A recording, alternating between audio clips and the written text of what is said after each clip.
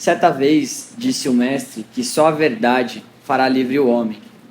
E talvez porque não lhe pudesse compreender de imediato a vastíssima extensão dessa afirmativa, Pedro lhe perguntou: Senhor, o que é a verdade? Jesus fixou no rosto enigmática expressão e respondeu: a verdade total é a luz divina total. Entretanto, o homem ainda está longe de suportar-lhe a sublime fulguração. Reparando, porém, que o pescador continuava faminto de esclarecimentos, o amigo celeste meditou alguns minutos e falou: numa caverna escura, onde a claridade nunca surgira, demorava-se um certo devoto, implorando o socorro divino. Declarava-se o mais infeliz dos homens. Não obstante, em sua cegueira, sentir-se o melhor de todos. Reclamava contra o ambiente fétido em que se achava. O ar era empesteado, sufocava-o, dizia ele em gritos comoventes. Pedia uma porta libertadora, que o conduzisse ao convívio do dia claro. Afirmava-se robusto, apto, aproveitável. Por que motivo era conservado ali, naquele insulamento doloroso? Chorava, gritava, não ocultando suas aflições e exigências. Que razões o obrigavam a viver naquela atmosfera insuportável? Notando nosso pai que aquele filho formulava súplicas incessantes entre a revolta e a amargura, profundamente compadecido, enviou-lhe a fé. A sublime virtude exortou-o a confiar no futuro e a persistir na oração. O infeliz consolou-se, de algum modo, mas, a breve tempo, voltou a lamuriar. Queria fugir ao monturo, e como se lhe aumentassem as lágrimas, o Todo-Poderoso mandou-lhe agora a esperança. A emissária afagou-lhe a fronte e falou-lhe da eternidade da vida, buscando secar o pranto desesperado. Para isso rogou-lhe calma, resignação e fortaleza. O pobre pareceu melhorar, mas, depois de algumas horas, retomou a lamentação. Não podia respirar, clamava ele em desalento. Conduído, determinou o Senhor que a caridade o procurasse. A nova mensageira acariciou-o, alimentou-o, endereçando palavras de carinho, como se fosse uma abnegada mãe. Todavia, porque o mísero prosseguisse gritando, revoltado, o pai compassivo enviou-lhe então a verdade. Quando a portadora de esclarecimento se fez sentir na forma de uma grande luz, o infortunado então viu-se tal qual era e apavorou-se. Seu corpo era um conjunto monstruoso de chagas pustulentas, da cabeça aos pés.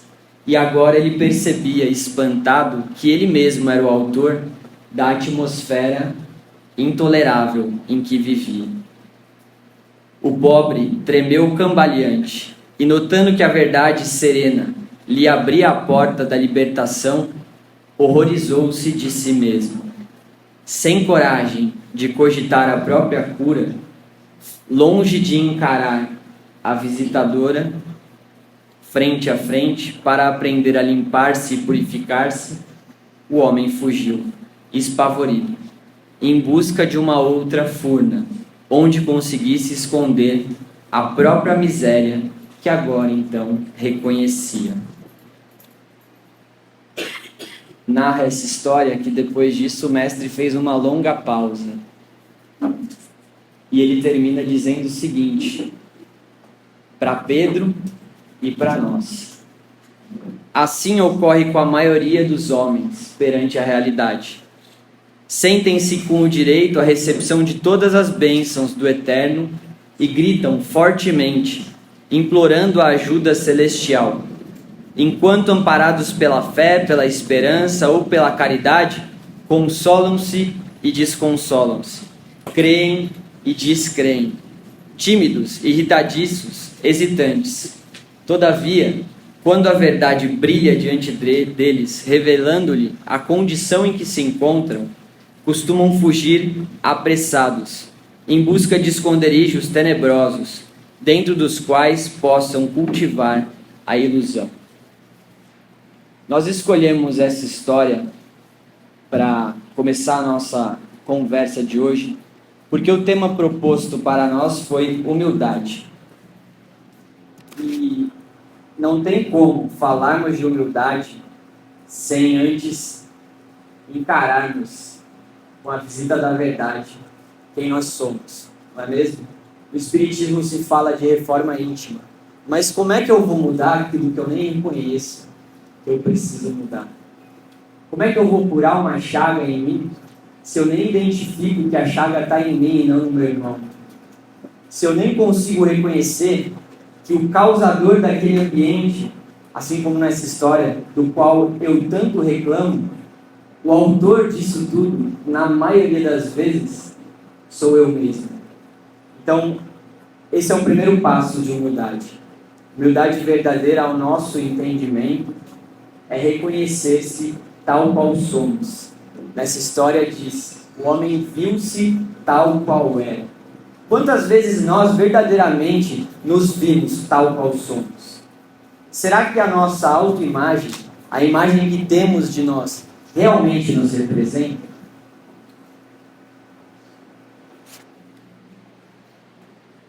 Certa vez, Jesus também falou, por que vocês procuram olhar o argueiro no olho do companheiro e não veem a trave que está no seu?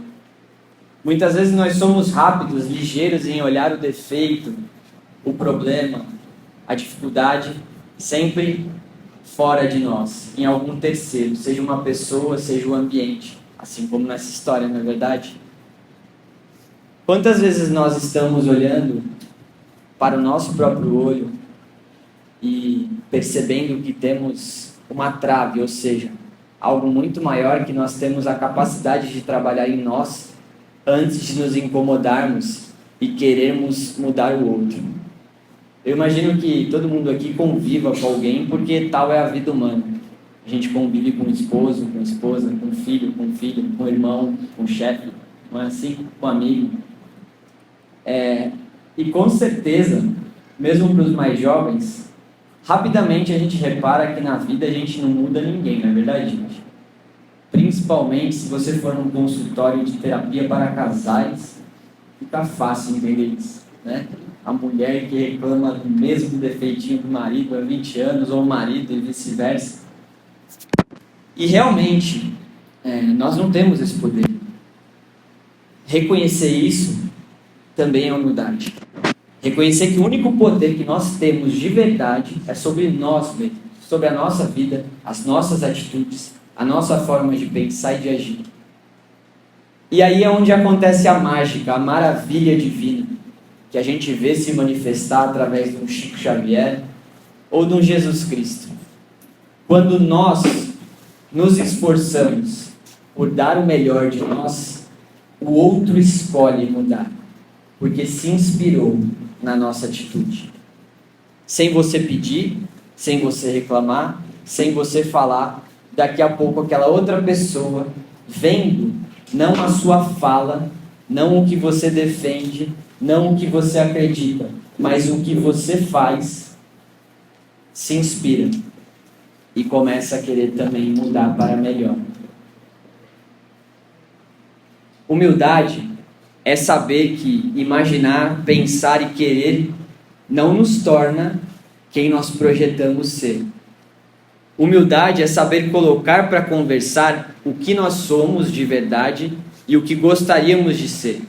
Fazer com que esses dois personagens deem a mão, sabendo que há um caminho a percorrer, onde ambos irão nos conduzir a uma versão melhor de nós mesmos. É integrar quem nós somos de verdade com quem nós queremos ser. Porque quem nunca, né, gente? Às vezes um companheiro dá um toque pra gente. Poxa, Vini, você precisava ser mais pontual. Não, mas eu sou pontual. Não, Vini, você não é pontual. Você chega atrasado toda sexta-feira. Não, mas veja bem, você que tem que compreender que naquela sexta que eu cheguei atrasado, teve trânsito. Tá, e na outra? Não, na outra teve um acidente. E na outra? Não, na outra o meu pneu furou.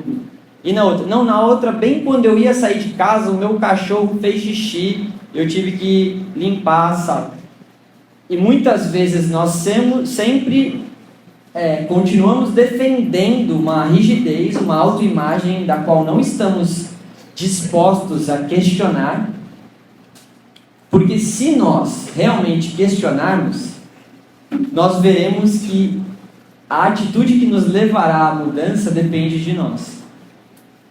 Então é muitas vezes mais fácil, e claro que isso é um processo várias vezes inconsciente, tá, gente? Não é um processo sempre intencional, muitas vezes é inconsciente. Então nós ficamos com uma ideia fixa, com um caminho cristalizado, como a psicologia chama isso, um caminho cristalizado em nossa mente, para que nós não tenhamos que sair da nossa zona do conforto, seja ela mental ou física, e repensar atitudes. Humildade na prática é um esforço cotidiano por ser um, onde a vontade de ser inteiro passe à frente da vontade de ser perfeito. Aqui também está um ponto interessante da nossa conversa de hoje. Muitas vezes, se nós lemos muito Emmanuel ou ficamos muito maravilhados pela doutrina, a gente pode cair num lugar perigoso de querer ser perfeito, gente. Eu sinto frustrar vocês nessa sexta-feira à noite, mas isso não será possível nessa existência. Não porque eu estou dizendo, mas pela lei natural. Nós precisamos de várias encarnações para superar as nossas condições. E se nem Jesus Cristo, que já é um espírito crístico, se considerou perfeito, ainda não tinha alcançado esse patamar de perfeição, temos que ter a humildade de reconhecer que o máximo que nós podemos fazer é o nosso esforço para sair daqui melhor. Porque se nós tentarmos ser perfeitos, nós vamos fazer o contrário do que a humildade nos leva. Quando nós queremos ser perfeito, muitas vezes nós vamos passar a servir ao ego. E esse ego nos fragmenta. É o contrário de ser inteiro, é ser fragmentado. Uma coisa que nós podemos observar facilmente na sociedade moderna. As pessoas, quando nós falamos aqui as pessoas, nós deveríamos falar nós. Sempre se incluir, porque nós somos essas pessoas, nós somos essa sociedade. Nós estamos fragmentados. Nós cada vez mais estamos vestindo pedacinhos. Onde na seara eu sou um, me comporto de um jeito. No trabalho eu sou outro, me comporto de outro jeito. Em casa eu sou outra pessoa. Com aqueles que eu estimo, eu sou outra pessoa. Com aqueles que eu admiro, sejam eles pessoas de poder ou de liderança, eu me comporto de uma outra forma, eu falo de uma outra forma. Nós sentimos muitas vezes vergonha de ser quem nós somos, porque nós vivemos num mundo que finge ser perfeito, num mundo onde o digital nos permite essa falsa ilusão da perfeição, do ideal, né? Coloca um filtro aqui, edita ali, até a mensagem a gente consegue editar, né, gente? Manda uma mensagem, daqui a pouco a gente tá ficando louco. Manda uma mensagem para lá, oi lá, e aí, tudo bem? Como vai você? Queria saber se você vai falar na Seara hoje, sexta-feira, dia 16. Aí lá ela já leu, daqui a pouco eu vou lá e edito. Queria saber se você vai falar amanhã, dia 17. Aí daqui a pouco ela fala, ué, será que eu li errado ou ele mudou a gente brinca, parece algo sutil, mas isso é algo grave, né, gente? Porque está nos permitindo, é uma brecha moral que nos permite mudar, inclusive, é o que a gente falou. Então, é uma brecha que dá espaço para nós sermos quem a gente quiser, inclusive falar assim, não foi bem isso que eu falei, não, lê lá de novo. Né? Onde a gente veio e deveria resgatar uma sociedade onde tudo começava, os mais antigos vão lembrar aí, pela palavra, né? Não precisava de contrato. Há 4, 5 gerações atrás não precisava de contrato. Você ia na padaria, você comprava o pão, você comprava fiado, né, gente? Se você quisesse, o padeiro falou, não, beleza. Por quê? porque ele confiava na sua palavra que você ia voltar para pagar. Não precisava de câmera. Então, esses fragmentos, eles vão dando acesso a uma sociedade com cada vez mais conforto, prazeres, conquistas materiais. Mas do que a gente abre mão para isso, hein? Da moralidade. A gente nunca esteve num tempo onde a crise moral se faz tão grande. Crise de valores, né? Crise da gente ser inteiro, tanto no nosso lado luz quanto no nosso lado sombra. Jung é um dos primeiros a propor isso dentro da psicologia. Acolher a sua sombra. Reconhecer que ninguém é só anjinho, gente. Porque quando a gente fala de autoconhecimento, é muito gostoso esse lado, né? Vamos a um retiro espiritual, e aí a gente fala das nossas virtudes, e medita, e ó, quanta luz. Será que nós somos só luz? Não. O Chico Xavier chegou a nos falar isso. Nós temos um passado milenar de sombras. Todos nós que estamos aqui, encarnando na Terra, nesse atual momento, nós somos milenares. Seja na Terra ou em outro planeta, enquanto almas. E também sinto informar, daqui a pouco a gente começa as notícias boas, tá, gente? Aqui tá um pouco... Mas eu sinto informar que nessa jornada da vida até aqui, se fosse um caminho, a maior parte a gente errou. A maior parte a gente esteve em encarnações assombrosas, aonde a gente viveu ainda quase como um animal, o que é natural do espírito criado ali, né, simples e ignorante, aonde a gente usou de força, de violência, disputou lugares, matou se era necessário para isso, mentiu. De novo, gente, não fiquem bravos comigo, isso aí quem revelou foi o Chico. O exemplo que o Chico traz pra gente é como se fosse um lago. O lago, ele é lindo se você olha da superfície. Mas quanto mais você remexe o fundo, o que acontece, gente? Sobe aquele lodo, né? Então, as nossas consciências, segundo Chico Xavier, são como esse lago. Nós temos que fazer de tudo para viver os dias tentando manter essa água calma, justamente para que não venha à tona esse lodo que nós estamos tentando deixar decantar lá no fundo. Mas quem de nós nunca sentiu um impulso, um pensamento de falar, nossa, nem parece que era eu, queria matar o sujeito. Eu nem me reconheci. Minha vontade era pegar e tacar, era jogar o carro em cima. Somos nós mesmos, gente.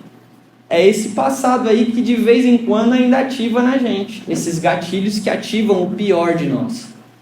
Por isso que humildade é também seguir aquela máxima que Jesus falou e nós insistimos em repetir aqui na ordem certa. Jesus não falou orai e vigiar. Jesus falou vigiai e orai. Vigiar vem primeiro. Vigiar quem ou o que? A nós mesmos. Vigiar os nossos sentimentos, o que eu estou sentindo, o que está passando na minha mente. Porque se a gente não vigia, como é que a gente vai orar? Imagina uma situação dessa, meu amigo.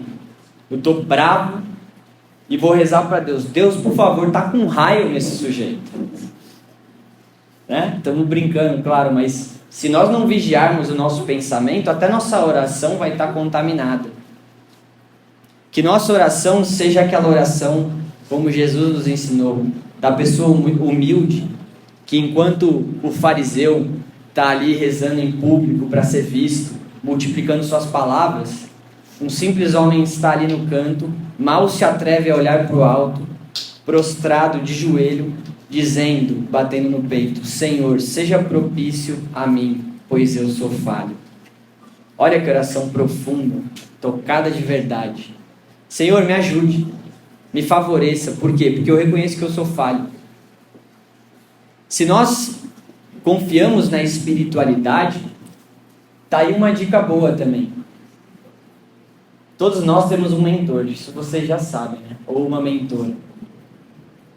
E se a gente começar a compartilhar os nossos planos, o que nós estamos pensando em fazer, uma conversa difícil que a gente vai ter com um amigo, com um chefe, com um esposo, esposa, Por que a gente não se antecipa, não compartilha, não tem essa humildade? Quando a gente era criança, a gente não pedia para o pai, para a mãe um conselho, uma ajuda. Vamos manter essa humildade de uma criança. Chega para o seu mentor, chega para Jesus, que é esse amigo que sempre está tão perto. Fala, mestre, me ajuda aqui. Estou pensando em fazer isso. Me guia se for o certo. Se não for, dá uma direção. Vou ter essa conversa aqui com essa pessoa. Me ajuda a encontrar as melhores palavras para passar a mensagem que eu quero passar. Para que a gente chegue numa solução positiva, que nos ajude a evoluir, tanto a mim quanto ao outro.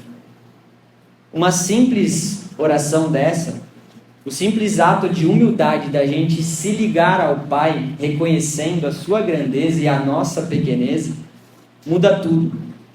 Porque afinal a nossa existência são escolhas, não é verdade? O tempo todo escolhas que nós fazemos. Não só de movimentos, mas até de palavras. Emmanuel nos fala que às vezes por segundos de invigilância nós levaremos séculos de resgate. Vou repetir. Segundos de invigilância nos levarão a séculos de resgate. É aquele segundo que você não pensa antes de falar e amaldiçoa um irmão. A palavra tem poder. É aquele segundo que a gente está com raiva, não controla os impulsos inferiores, faz uma besteira. E que vai nos custar depois séculos de resgate, porque se somos uma grande família humana, nós só chegaremos a esses níveis superiores quando estivermos reconciliados com todos os nossos irmãos em humanidade. Essa é uma notícia que eu não sei se é boa ou ruim, vou deixar a critério de cada um. Ninguém sobe, ninguém vai chegar lá do lado de Jesus, gente, enquanto a gente tiver uma picuinha, uma briguinha, uma discussão, um rancorzinho aqui com ninguém. O processo que a doutrina nos ensina com muita clareza qual é? Retornaremos, e a gente escuta Jesus falando pra gente, né? Reconciliai-vos enquanto estáis a caminho, ou seja, acerta o que você precisa acertar enquanto está encarnado aí, porque é muito mais fácil. Senão vai ter que planejar uma nova encarnação. Aí imagina que o outro ainda está encarnado, você já voltou, vai ter que esperar o outro voltar. Aí começam as dificuldades, né, gente? Ser humilde é a busca em ser integral. A psicologia transpessoal, quarta força da psicologia, traz exatamente esse fundamento como pilar central. Integração. Não mais a gente pensar isso ou aquilo. É isso e aquilo.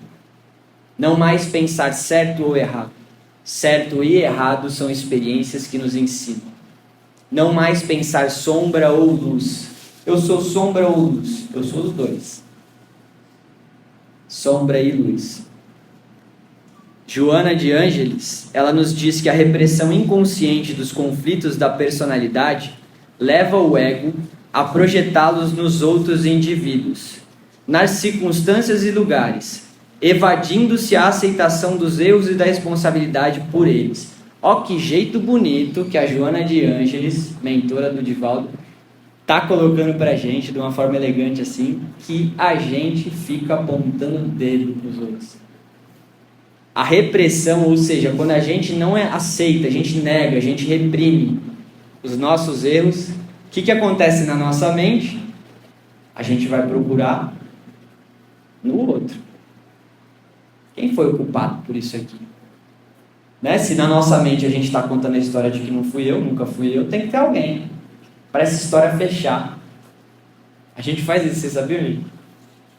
A nossa mente, ela exige um mínimo de lógica. Então, quando a gente não se coloca como sujeito, o caminho natural é a nossa mente buscar. Peraí, não faz sentido. Peraí, se isso aconteceu e você não é o culpado, tem que ter algum. Aí a gente começa rapidinho a encontrar algum. Humildade é saber se reconhecer falho, é se identificar, não somente com os personagens que seguem o bem ou triunfam, mas também com aqueles que fracassam. Agora, gente, convido todos vocês a abrir o coração para a gente ter uma reflexão sincera aqui. Nas parábolas de Jesus, né? Jesus, acho que o melhor pedagogo, educador, mestre, tudo. Vamos pegar algumas? Parábola do bom samaritano. A gente escuta aqui, vira e mexe, estamos escutando essa parábola. Mas quem somos nós nessa parábola? Nós somos o que estamos ajudando o nosso irmão ou nós somos o que está caído? Quantas vezes nós tivemos a humildade de escutar essa parábola, nos colocando no lugar do personagem que está ali no chão, caído? Porque é muito mais gostoso para o nosso ego, quando a gente escuta uma parábola, ou vê um filme, ou escuta uma história, a gente quer se identificar com quem? Com o herói, né? Com quem resolveu, quem terminou bem. Quantas vezes nessa parábola nós não somos aquele irmão que está ali no chão, caído, precisando de toda ajuda? Aí sim a gente entende que é o nosso próximo. Porque nenhum de nós caído iria ficar perguntando para alguém que oferece ajuda: qual que é a sua cor? Qual que é a sua... como que é a palavra hoje? Qual que é a sua opção sexual?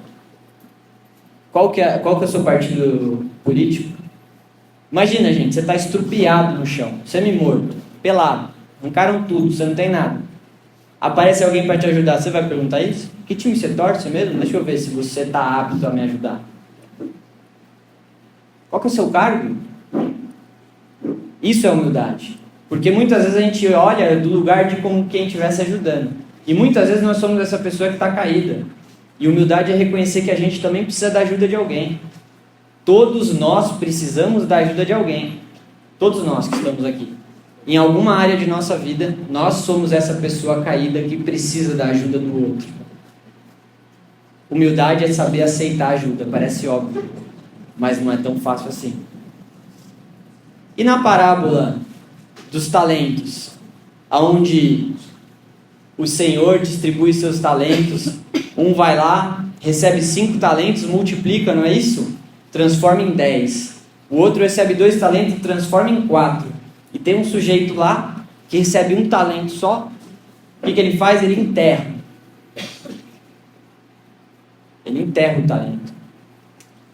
Aí quando o Senhor volta, pergunta: o que você fez, meu amigo? Um multiplicou os talentos, usou, ganhou mais 5, o outro ganhou mais 2. Fiquei com medo. Achei que enterrar era melhor. Quantas vezes nós ouvimos essa parábola e estamos pensando: não, realmente, eu sou aquele que... Se eu não sou o que multiplica 5, eu pelo menos sou aquele que recebe 2 e devolve 4. Nenhum de nós aqui é aquele que por medo enterra o talento, não é? Somos. Quantas vezes nós não enterramos oportunidades, possibilidades de evolução que a vida nos dá por medo? Medo de arriscar, medo de mudar, medo de fracassar, medo de doer, né, gente? Terminar um relacionamento, dá medo. Às vezes nem tá tão bom, mas e o medo de eu ficar sozinho? Claro que eu estou dando só um exemplo aqui, né? Serviria para qualquer situação, um emprego que já não está legal e a gente fica preso ali porque é melhor segurar aquele um talento do que perder. E a gente tem que lembrar que esse talento são as nossas aptidões, não é dinheiro, não é material. E sabe qual é um talento que todos nós temos disponíveis, o mais valioso e que acaba? Tempo. Se hoje nós estamos aqui, nós temos esse talento. Multiplique, faça bom uso. Porque assim como na parábola, Deus vai falar para cada um de nós o seguinte: é melhor a gente tentar ganhar um talento e perder, do que a gente por medo não fazer nada e cair nesse perigo da indiferença. Não, eu prefiro viver do jeitinho que eu sou, porque vai que eu mudo e dá errado.